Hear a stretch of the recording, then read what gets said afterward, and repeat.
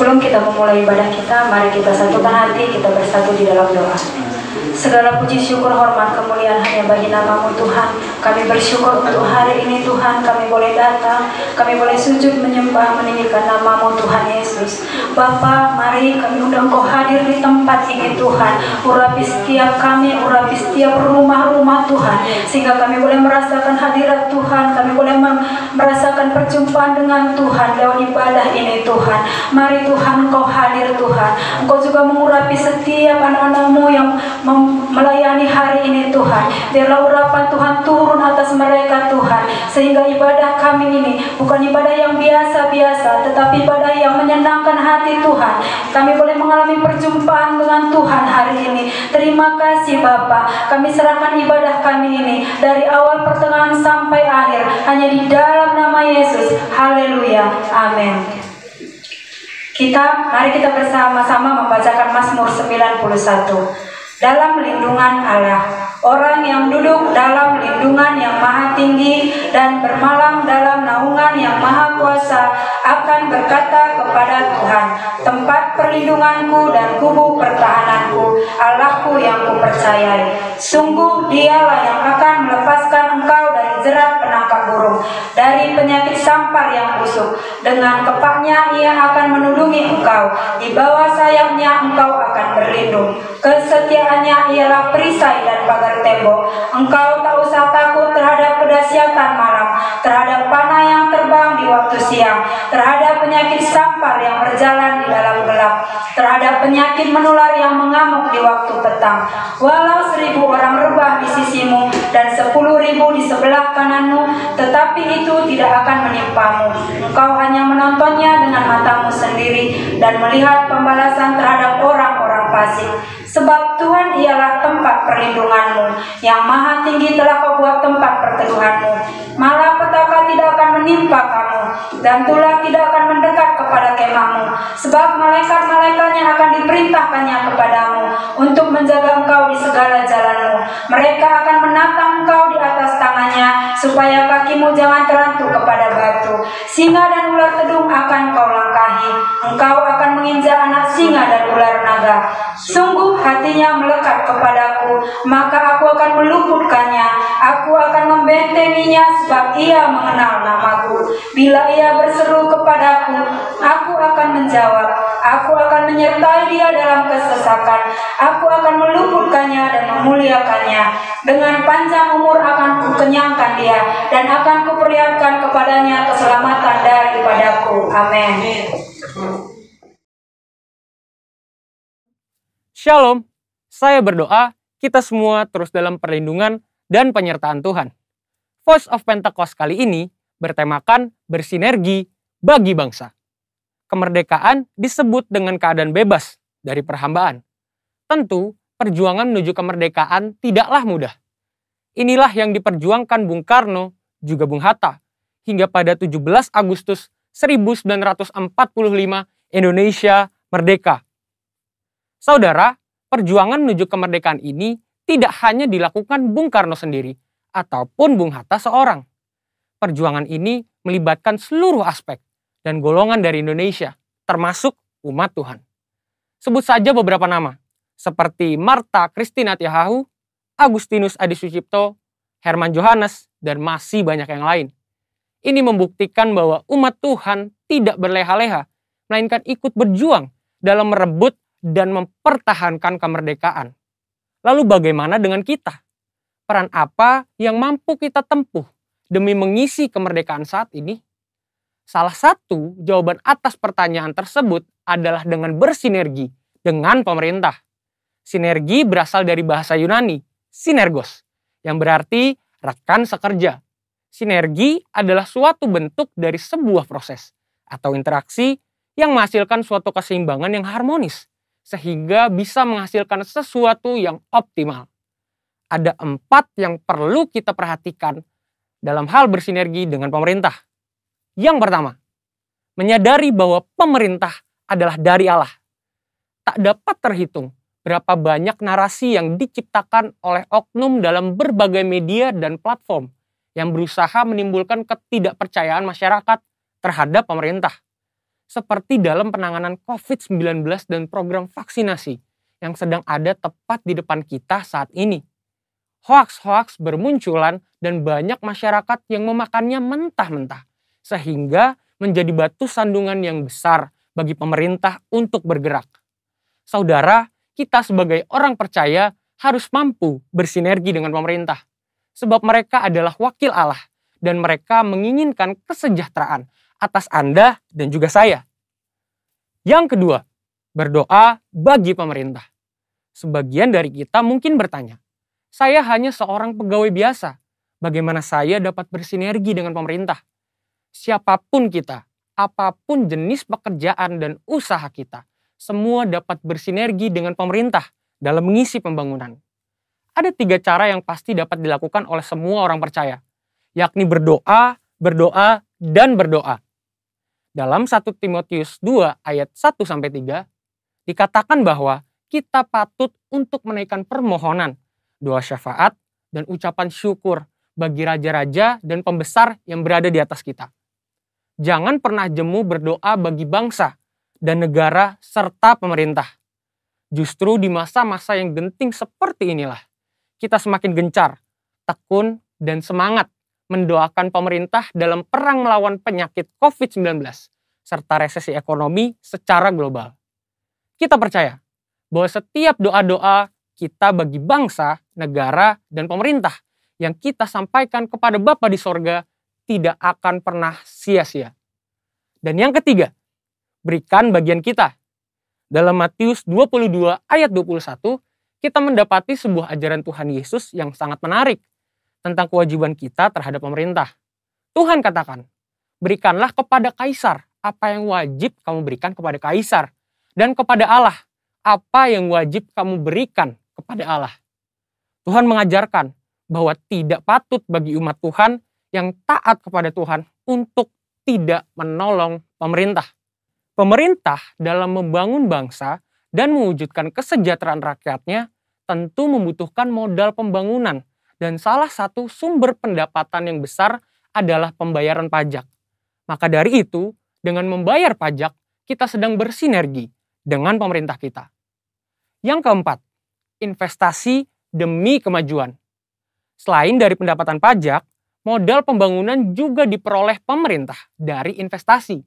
Pemerintah sedang mendorong warga negara Indonesia untuk melakukan investasi.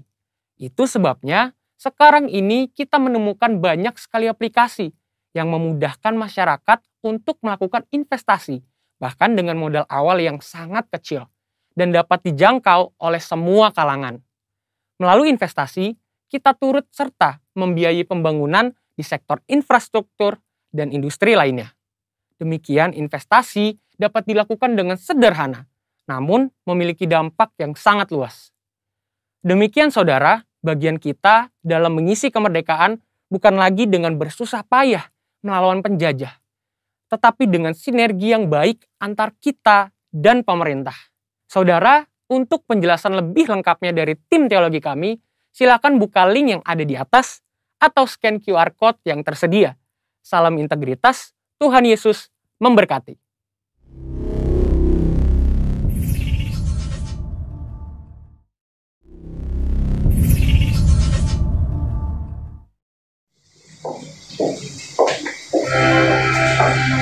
Haleluya. Shalom saudara. Kita percaya saat ini saudara yang masih melakukan ibadah online, kita mau tetap percaya bahwa Tuhan hadir di tengah-tengah keluarga kita. Tuhan hadir di rumah kita. Mari kita siapkan hati kita. Terima kasih Tuhan Yesus. Kami percaya Bapa, kuasa-Mu nyata dalam rumah kami ketika kami beribadah bersama keluarga kami, suami, istri, anak-anak kami. Kami percaya jamaah-Mu nyata untuk kehidupan keluarga kami Bapa. Haleluya Jesus.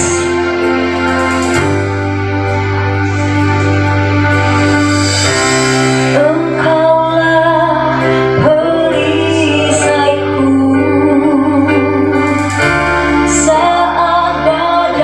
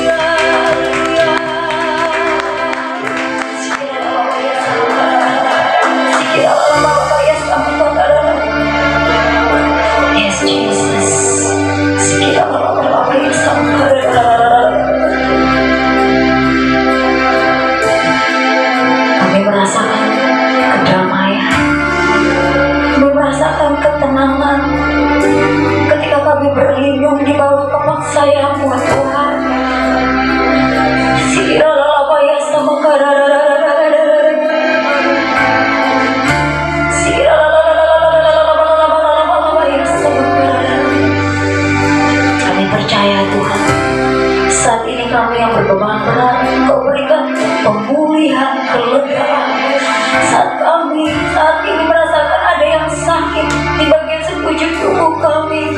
Kami menyatakan bahwa kami telah sembuh oleh birut-birut darah Yesus. Dan saat ini sedang lemah, Kau memberi kekuatan yang baru.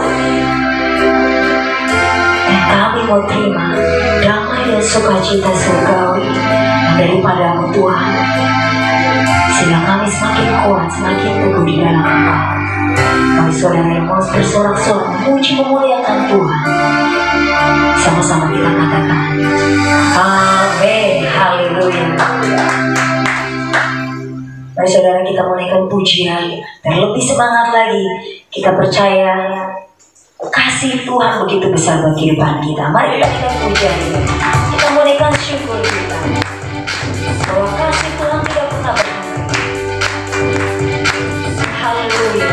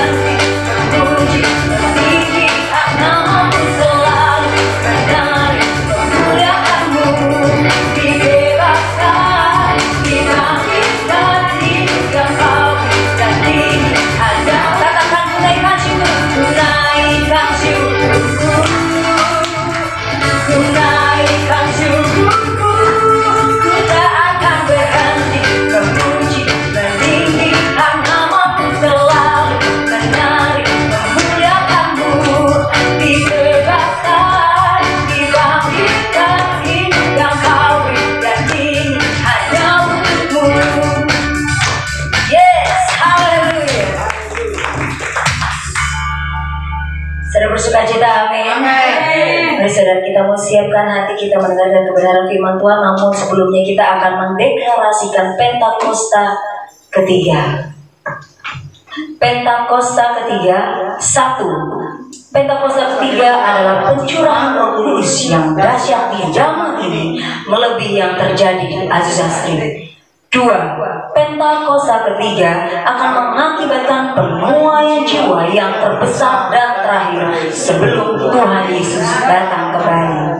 3. Pentakosta ketiga akan membangkitkan generasi Yeremia, yaitu anak-anak muda yang dipenuhi Roh Kudus, cinta mati-matian kepada Tuhan Yesus, tidak kompromi terhadap dosa, dan akan bergerak untuk memenangkan jiwa. 4. Pentakosta ketiga lahir di Indonesia yang bergerak ke bangsa-bangsa. Gerakan ini dari timur ke barat dan akan kembali ke Yerusalem. 5. Pentakosta ketiga akan memberikan kuasa untuk menyelesaikan amanat agung, dan setelah itu Tuhan Yesus datang kembali. Haleluya. Amin. Mari saudara boleh persiapkan persembahan saudara.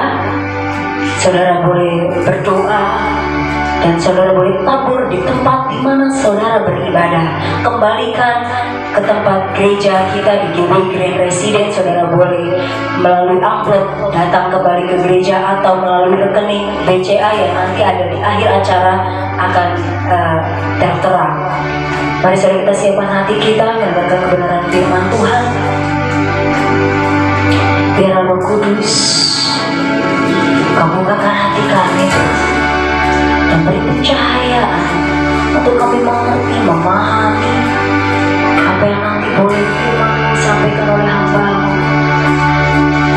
Dan biarlah setiap benih-benih firman itu boleh tertabur, tertanam, berakar dan menghasilkan buah yang manis untuk kemuliaan nama Yesus. Terima kasih Tuhan Yesus. Terima kasih.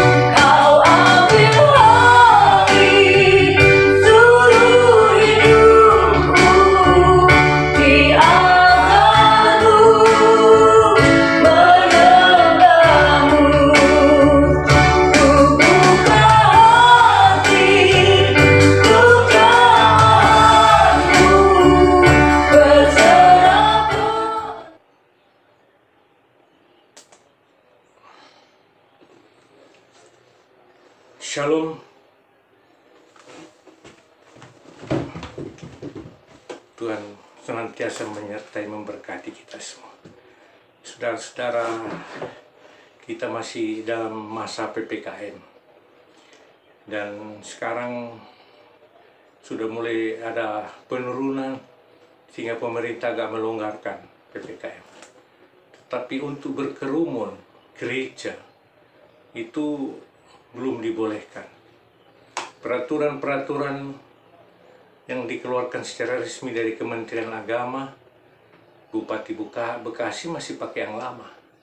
Walaupun ada yang mengatakan bahwa gereja boleh kalau 50% kapasitas dari kapasitas. Tapi supaya aman kita tetap ibadah online sampai waktu yang Tuhan tentukan. Nah, saudara-saudara sekalian, sebelum kita mulai ibadah, mari kita berdoa. Karena firman ini adalah Tuhan sendiri. Mari kita berdoa. Bapa dalam sorga, Allah yang maha kuasa, maha mulia, maha agung, Allah yang punya segala sesuatunya, yang menciptakan dari tidak ada menjadi ada. Bapa, terima kasih kami sebagai umat-Mu yang telah Kau pilih, Kau urapi, Kau beri kuasa-Mu Tuhan. Kami akan masuk dalam firman-Mu ya Bapa. Urapi kami semua, urapi hamba-Mu yang akan menyampaikan isi hati-Mu. Dalam nama Yesus Kristus Tuhan kita yang siap dengar firman, sama-sama katakan. Amin. Nah, saudara-saudara, ini masih suasana kemerdekaan. Bendera-bendera masih berkibar di mana-mana di Indonesia, saudara. Kita benar-benar dalam suasana kemerdekaan yang betul-betul merdeka. 76 tahun yang lalu negeri kita ini masih dijajah oleh Jepang. Sebelumnya, sebenarnya dalam sejarah Indonesia itu, Portugis yang dulu pertama. Kemudian Belanda datang mengusir Portugis, dan Belanda inilah yang mendidik kita menjadi sebenarnya orang pandai. Tetapi dia menguras harta-harta Indonesia yang luar biasa. 350 tahun kita dijajah oleh Belanda. Memang banyak juga yang menjadi orang hebat seperti Bung Hatta. Beliau itu doktor hukum. Dan kita tahu bahwa dia sekolah di Belanda. Kemudian Insinyur Soekarno, proklamator kita, bersama dengan Bung Hatta. Itu dia lulusan Insinyur Teknik Sipil ITB. Jadi pada waktu itu sebenarnya kesempatan untuk belajar. Cuma seperti sekarang itu biayanya mahal. Nah, kalau kita belajar dari sejarah bahwa yang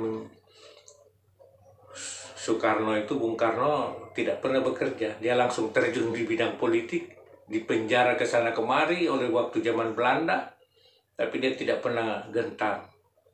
Dan hebatnya, waktu saya masih di Makassar, saya membaca buku tentang Bung Karno ini. Bung Karno ini kan ibunya orang Bali. Bapaknya itu orang Jawa, tapi dia keturunan Ningrat, orang darah biru. Tapi waktu kecil ibunya itu karena agama Hindu. Waktu kecil itu kita itu biasa kalau menjemur anak-anak kita masih bayi, kita tidak tahu kan mengarahkan kemana. Tapi ibunya Soekarno itu selalu mengarahkan Soekarno itu ke timur, ke matahari. Karena dia tahu bahwa anak ini nanti akan menjadi orang hebat. Dan memang dia akan menjadi proklamator kita di Indonesia. Nah, saudara-saudara, Gembala dalam sapaan Gembala rayon kita, Bapak Pendeta Andi Markus yang kita kasih, itu terus membahas tentang merdeka. Tapi sebelumnya mari kita baca dulu firman Tuhan. Kita baca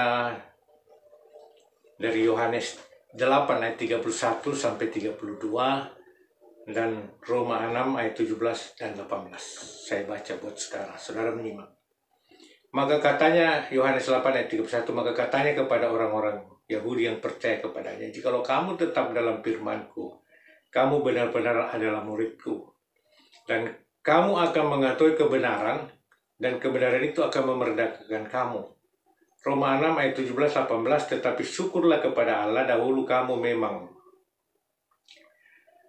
hamba dosa, tapi sekarang kamu dengan segenap hati telah mentaati pengajaran yang telah diteruskan kepadamu. kamu telah dimerdekakan dari dosa dan menjadi hamba kebenaran. Nah, saudara-saudara jemaat yang dikasihi Tuhan, dalam program Sapaan Gembala Rayon 18 yang setiap pagi saya share, itu merdeka dari kekhawatiran itu 2 bagian, artinya 2 hari. Kemudian merdeka dari masalah keuangan itu 4 bagian, artinya 4 hari. Kemudian ada 1 topik merdeka dari rasa takut dan mengandalkan Tuhan. Dan sampai rekaman ini saya lakukan, itu masih topiknya merdeka, saudara. Merdeka dari kekhawatiran, Matius 11 ayat 28, kata Yesus, marilah kepadaku semua yang letih lesu dan berbeban berat, aku akan memberikan kelegaan kepadamu. Nah, saudara-saudara, kalau manusia itu sudah tidak punya kekhawatiran, itu manusia yang sudah mati. Setiap manusia, kalau kita masih hidup, kita punya kekhawatiran. Walaupun itu kekhawatirannya ada yang kecil. Contohnya seperti istri saya, Bu Agnes, itu SIM C-nya dengan SIM A itu mati atau berakhir pada tahun 2014. Nah, selama itu dari sini sering pakai motor ke pasar, kadang-kadang ke jemaat, ke gereja. Ya saya tuh khawatir aja kalau pas ada rahasia. Kalau dia misalnya kena rahasia, maka dendanya itu lebih mahal dari bikin SIM.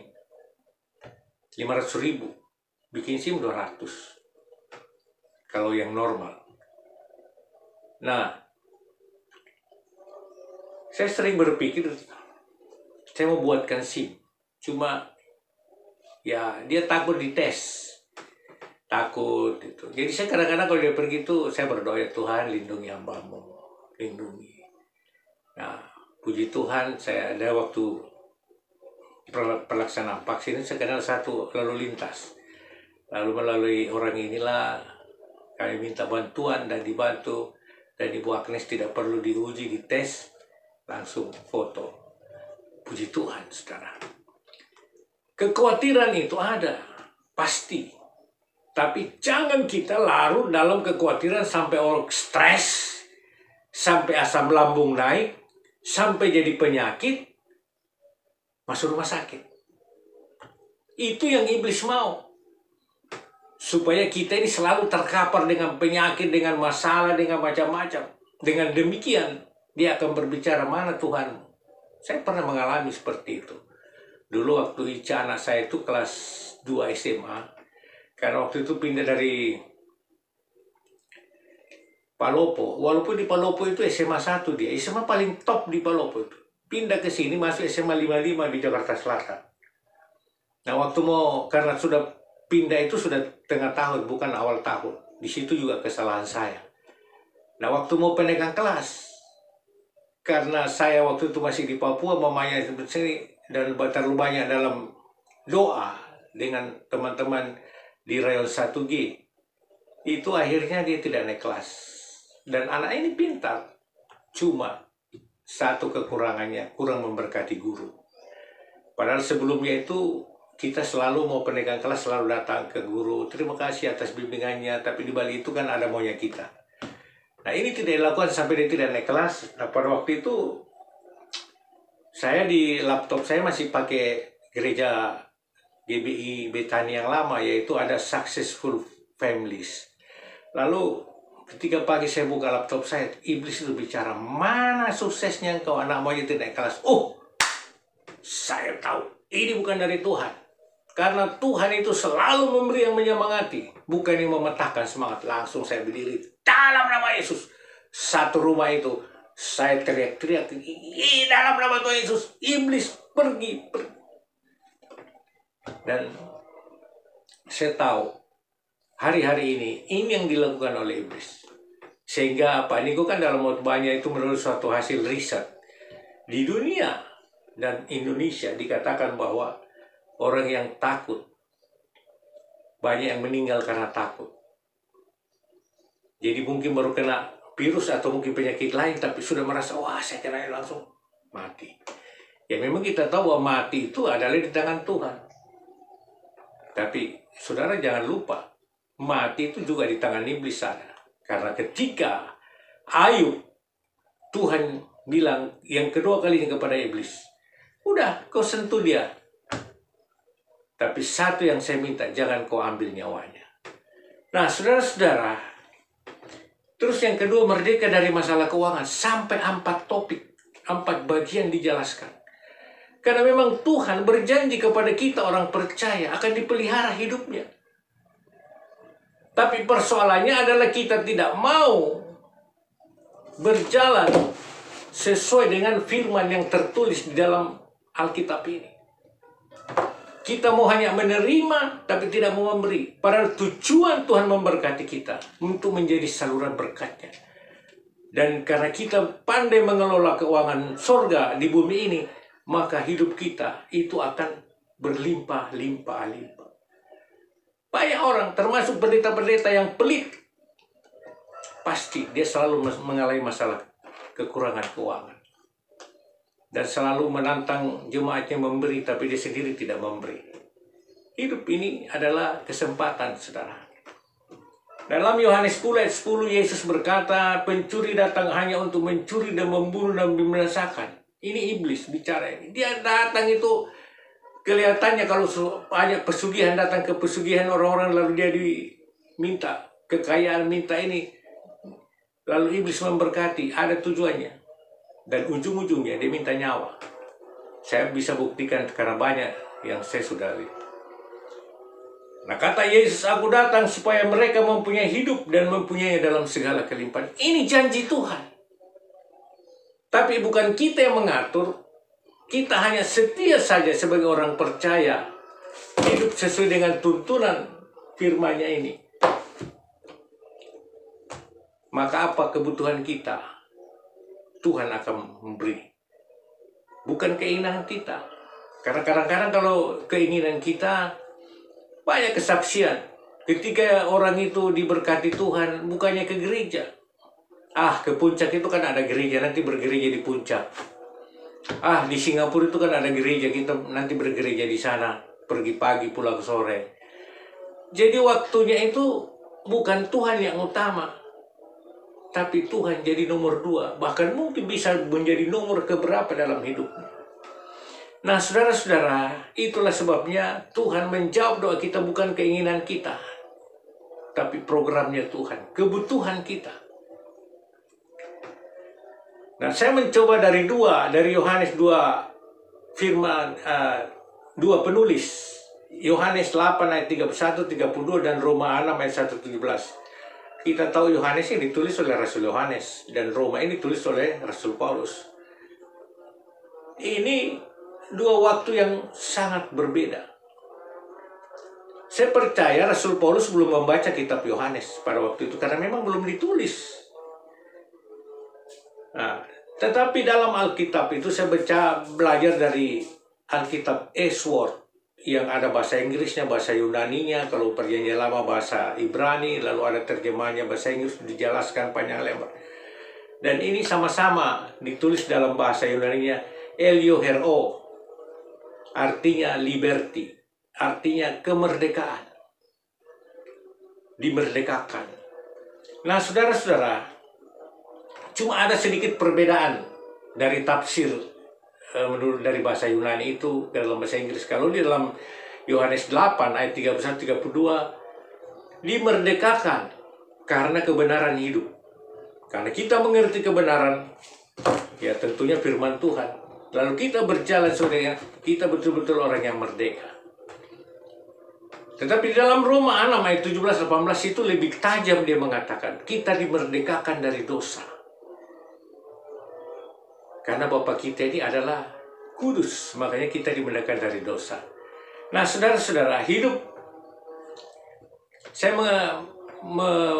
ingin menyaksikan kesaksian Pak Andi Markus. Dia cerita waktu kami kul, bahwa pada waktu masa mudanya memang dia koordinator pemuda di bagian-bagian wilayah. Kalau Pak Andi itu koordinator pemuda, waktu itu masih namanya GBI Betani Jakarta.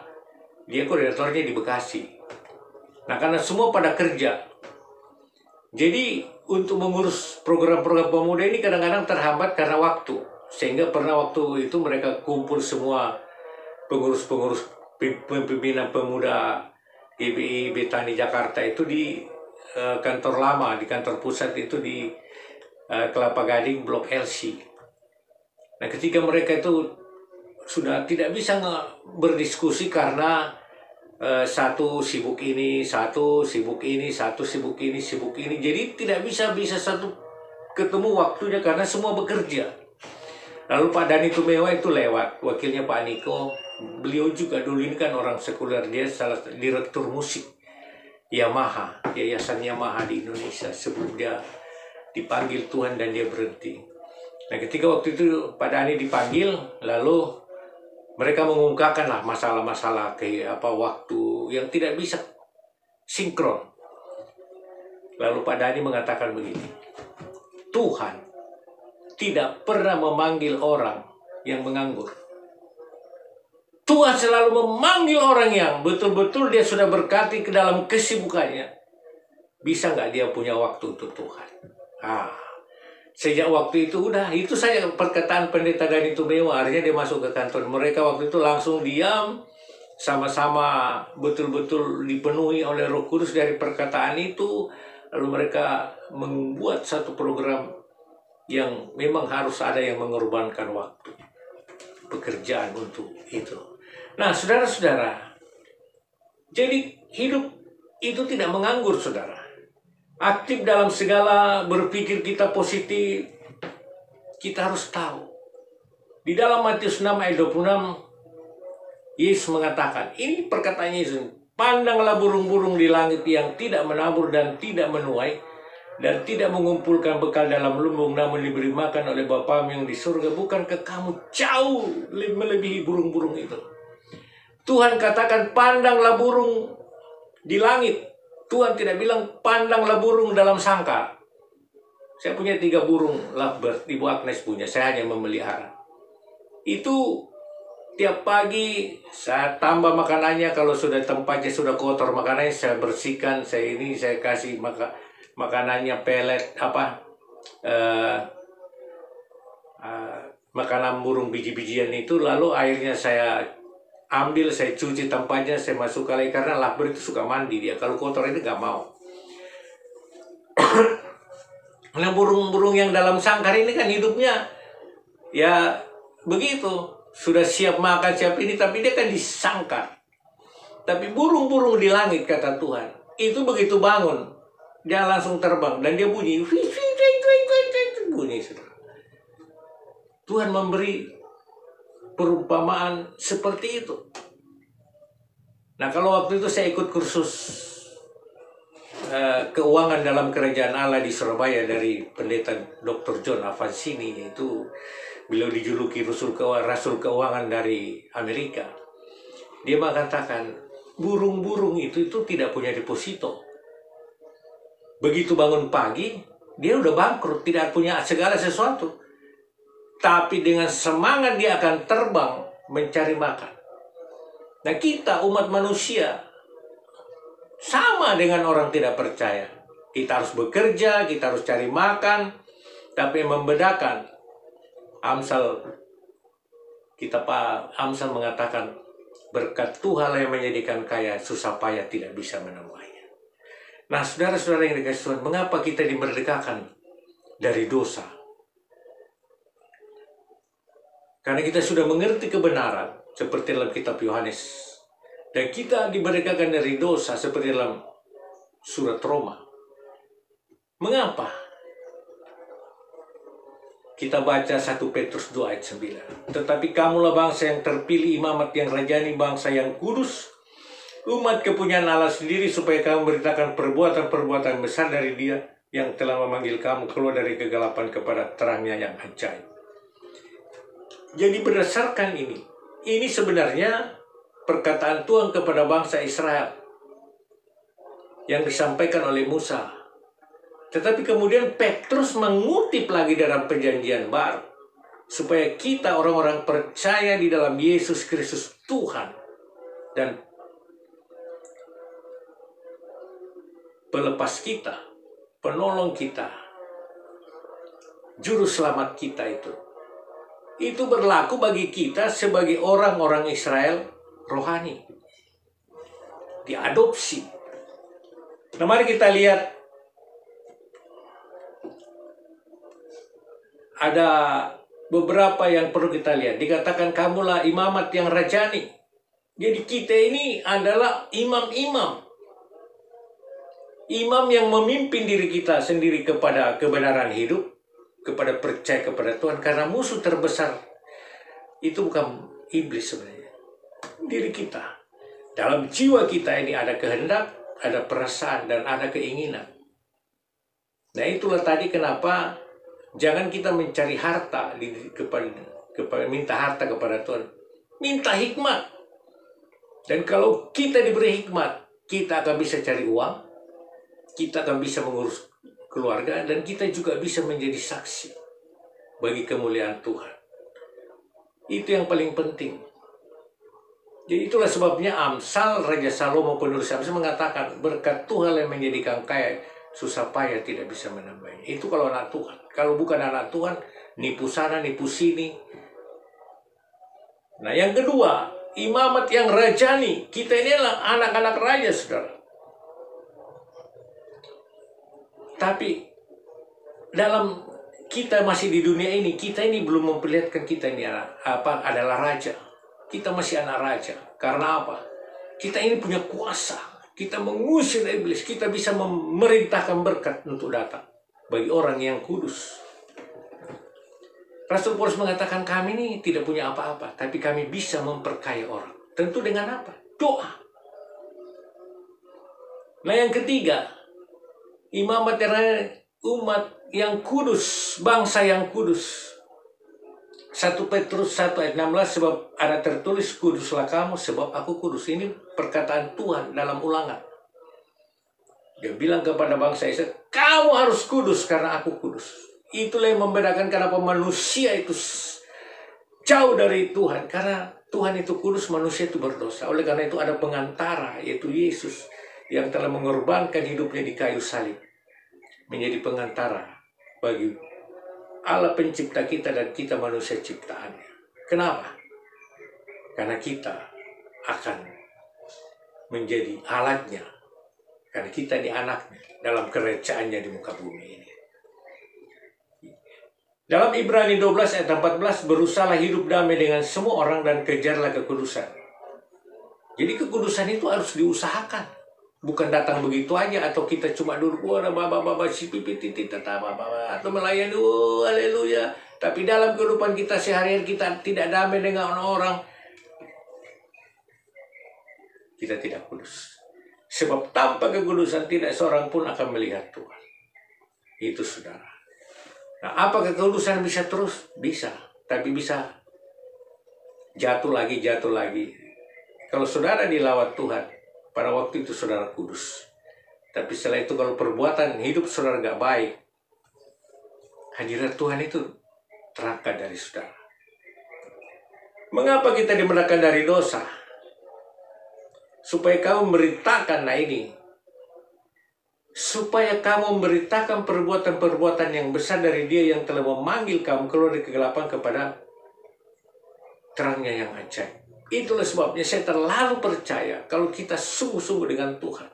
Mungkin awal-awalnya susah, karena kita harus diuji, dicobain macam-macam, dicobain fisik kita. Ketika kita dikasih penyakit, kita bersyukur enggak? Ketika hati kita dibentuk oleh Tuhan, memulai teman-teman kita, mungkin saudara-saudara kita, dicemooh, dilecehkan, diapain segala macam, kita mengucap syukur enggak? Bukan banyak komplain, Tuhan saya sudah begini, kok masih mengalami ini. Itu jauhkan dari hidup saudara. Karena saudara itu adalah anak raja. Dalam Matius 24 ayat 14 dikatakan, dan Injil kerajaan ini akan beritakan sampai ke ujung-ujung bumi, sebagai kesaksian kepada bangsa-bangsa, dan setelah itu barulah tiba ke saudara.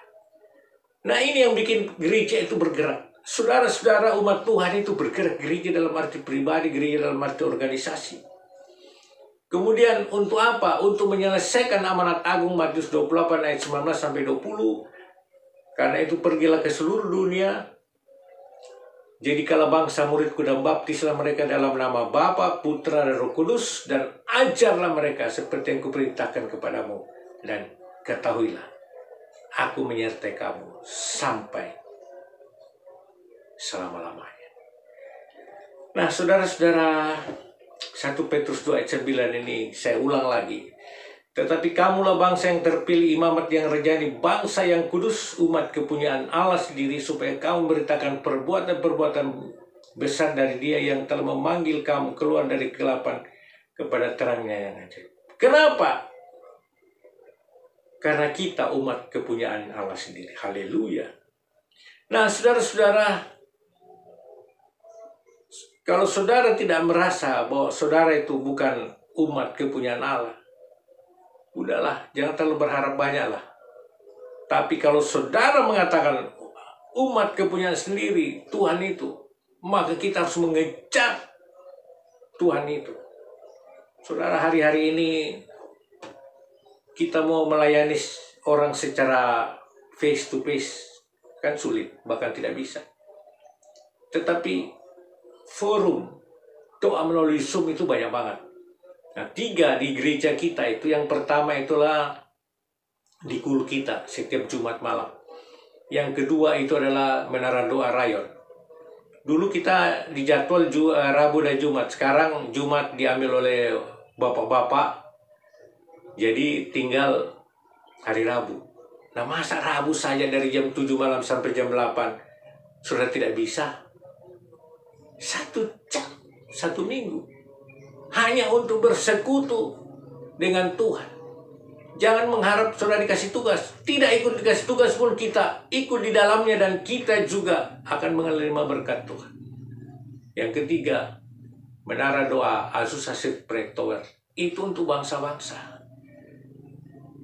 Kita ikut di situ, walau kita cuma ikut-ikut doa apa semua, tapi ingat, kita sudah mengambil bagian dalam rencana penyelesaian amanat agung Tuhan Yesus. Itulah firman Tuhan. Saya percaya bahwa firman Tuhan itu selalu berkuasa. Dan firman Tuhan itu dalam Mazmur 1 ayat 1-3. Berbahagialah orang yang merenungkan firman Tuhan siang dan malam, yang tidak duduk dengan pencemooh, ya seperti pohon yang ditanam di tepi air, yang selalu berbuah pada musimnya.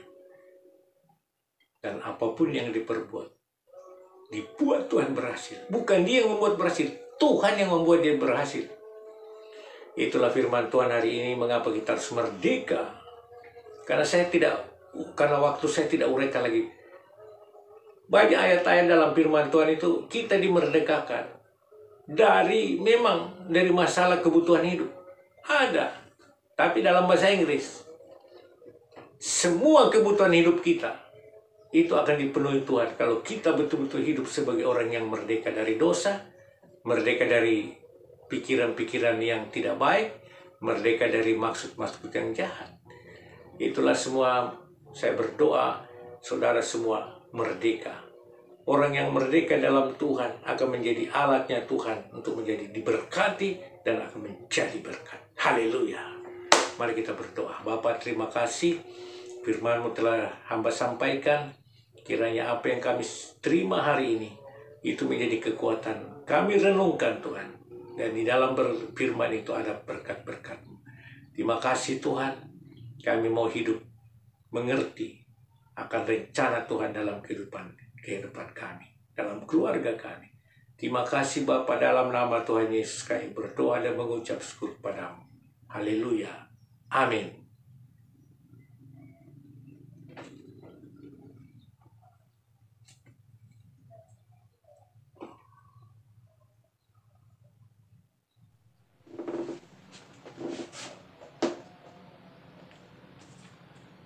Mari kita satukan hati kita berdoa. Bapa yang baik, terima kasih Tuhan. Firman-Mu, kiranya firman-Mu itu boleh menjadi rema dalam kehidupan kami. Dan ajarlah kami Roh Kudus untuk merenungkan firman-Mu setiap saat. Sehingga firman-Mu itu boleh menjadi berkat dan memberkati kami. Terima kasih Tuhan, kami mau berdoa juga untuk gembala kami di tempat ini, PDM Nathan Karangan bersama dengan istri, anak cucu dan keluarga besarnya. Tuhan berkati.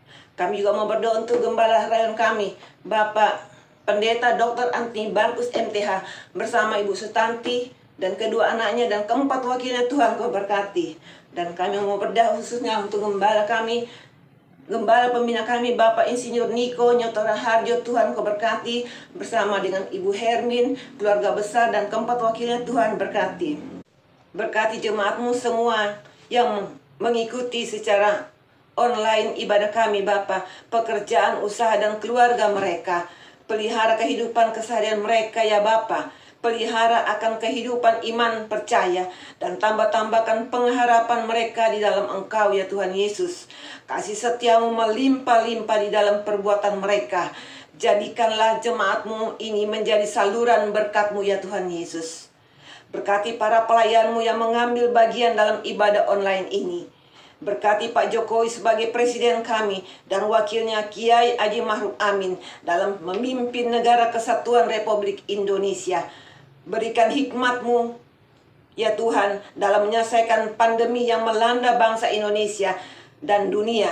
Dalam nama Tuhan Yesus, COVID-19 dengan seluruh variannya, diam, tenanglah. Demikian juga resesi ekonomi bagi Indonesia, dalam nama Tuhan Yesus, diam, tenanglah. Kami telah mengumpulkan persembahan sebagai ucapan syukur kami kepadamu Bapa, sumber segala berkat. Berkati kami, jemaat-Mu yang setia dalam segala apapun yang Kau perintahkan. Pelihara gereja-Mu GBI Grand Residen dalam seluruh aktivitasnya. Bakul dan lumbung-lumbung gereja-Mu senantiasa berlimpah ruah. Bulan Oktober tahun 2021 ini, kontrak tempat ibadah RR70 akan berakhir. Apakah kami bisa diperpanjang? Hanya Engkau Bapa yang tahu. Kami berdoa supaya tempat ini untuk selama-lamanya menjadi rumah kediaman-Mu ya Tuhan Yesus. Terima kasih Bapa. Sebelum kami berpisah, kami persiapkan hati kami untuk menerima berkat yang akan disampaikan gembala kami tempat ini. Amin.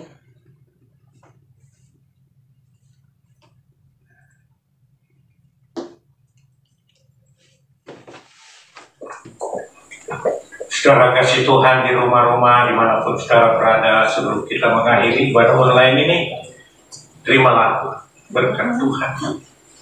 Anugerah yang berlimpah-limpah, kasih karunia dalam putranya Yesus Kristus, berkat dari Bapa dan persekutuan dengan Allah Roh Kudus senantiasa menyertai memberkati saudara.